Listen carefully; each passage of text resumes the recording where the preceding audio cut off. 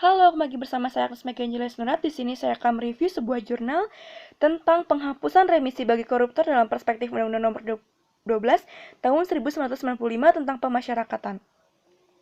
Yang disusun oleh Bapak Hilman Nur SHMH, diterbitkan di Jurnal Wawasan Hukum Volume 25 Nomor 2. Korupsi di Indonesia adalah dikategorikan sebagai kejahatan yang luar biasa atau extraordinary crime karena telah merusak tidak saja keuangan negara dan potensi ekonomi negara, tetapi juga telah meluluh lantakan pilar-pilar sosio, budaya, moral, politik, dan tatanan hukum, dan keamanan nasional. Dengan adanya predikat luar biasa tersebut, maka muncul wacana untuk dilakukan penghapusan remisi bagi koruptor. Sehingga hal ini yang kemudian menuai pro dan kontra di kalangan masyarakat. Adapun yang menjadi identifikasi masalah dalam penulisan artikel ini, penulis batasi mengenai apakah penghapusan remisi bagi koruptor tersebut sudah sesuai dengan aturan hukum yang ada, atau justru malah bertentangan dengan hak asasi manusia. Metode yang digunakan dalam penelitian ini menggunakan pendekatan yuridis normatif, yaitu penelitian yang dilakukan dengan berdasarkan pada data kepustakaan atau data sekunder. Berdasarkan hasil penelitian ini, bahwa penghapusan remisi terhadap koruptor berdasarkan hasil koruptor tidak sesuai dengan aturan perundang-undangan yang berlaku, terutama Undang-Undang Nomor 12 Tahun 1995 tentang pemasyarakatan. Khususnya pasal 14 ayat 1 poin I yang menyatakan bahwa narapidana berhak mendapatkan pengurangan masa pidana atau remisi. Oleh karena itu, apabila pemerintah bermaksud memberikan efek jera yang lebih kuat terhadap pelaku tindak pidana korupsi, maka sebaiknya pemerintah mensinergikan dahulu aturan perundang-undangan yang mengaturnya tentang pemberian remisi terhadap narapidana, sehingga tidak terjadi tumpang tindih kebijakan. Pembahasan dalam jurnal ini menitik beratkan pada mosi penghapusan remisi bagi koruptor dalam perspektif Undang-Undang Nomor 12 Tahun 1995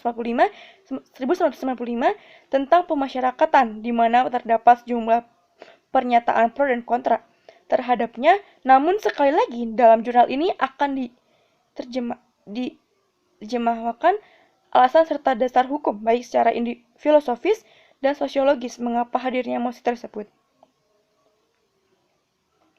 Berdasarkan Undang-Undang Nomor 12 Tahun 1995 tentang pemasyarakatan, khususnya pasal 14 ayat 1 poin I, menyatakan bahwa narapidana berhak mendapatkan pengurangan masa pidana atau remisi. Indonesia sebagai salah satu negara yang berdasarkan rule of law sangat menjunjung tinggi HAM yang diwujudkan dengan mengaturnya dalam berbagai peraturan, diantaranya dalam Undang-Undang Dasar 1945 sebagai hukum dasar, yang kemudian dipertegas dalam Undang-Undang Nomor 39 Tahun 1999 tentang hak asasi manusia.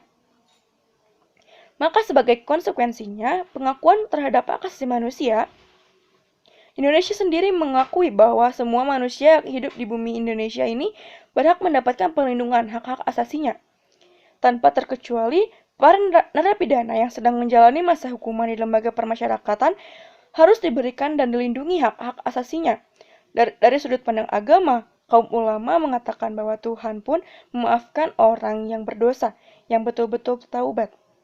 Maka manusia hendaknya juga mau memberi maaf kepada orang yang bersalah, lebih-lebih kepada mereka yang betul-betul ingin kembali menjadi warga masyarakat yang baik. Mengenai hal ini bukan golongan pro-koruptor, tetapi berusaha mendukungnya pada aturan hukum yang ada yang berlaku di negara ini. Oleh karena itu, saran penulis sebaiknya agar tidak terjadi polemik mengenai hal ini, maka perlu ada perubahan atau revisi terhadap aturan hukum atau undang-undang, terutama Undang-Undang Nomor 12 Tahun 1995 tentang pemasyarakatan, yang memberikan peluang akan haknya bagi setiap narapidana untuk mendapatkan remisi tanpa kecuali para koruptor, sehingga tidak terjadi tumpang tindih kebijakan. Sekian dari saya, terima kasih.